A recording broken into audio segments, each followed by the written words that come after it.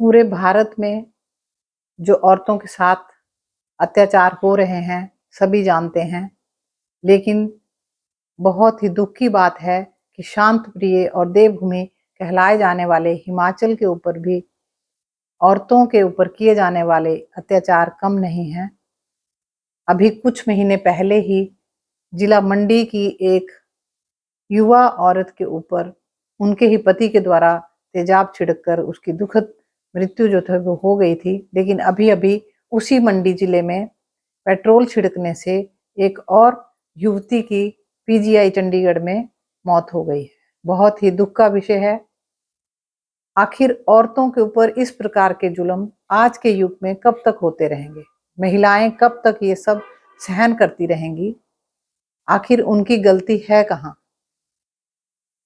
मुझे लगता है कि जब तक हम इन इन अपराधों के विरुद्ध आवाज नहीं उठाते और प्रशासन जो है और न्यायालय जो है ठीक से न्याय नहीं देते, आरोपी को रूह कँपाने वाली सजा नहीं देंगे, तब तक ये सब जो है वो यूं ही चलता रहेगा। कभी तो नाबालिग के तौर पर छोड़ दिया जाता है, कभी नेताओं के ऊपर तक साँठ-गाँठ होने के बाद आरोपी को बरी कर दिया जाता है।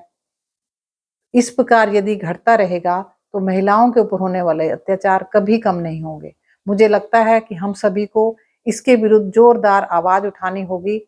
महिलाओं को अपने हकों के लिए, जिंदा रहने के लिए लड़ना होगा, क्योंकि यदि मानती हूँ कि यदि महिलाओं से कुछ गलती होती है तो आप उनसे अलग हो जाएँ, लेकिन इस प्रकार से उनको इस प्रकार से बुरी तरीके से उनकी दुखद मृत्यु मौत के घाट उतार देना, उनके शरीर के ऊपर कोई ज्वलनशील पदार्थ जो है वो फेंक करके उनको मौत के घाट उतारना कहीं का न्याय नहीं है।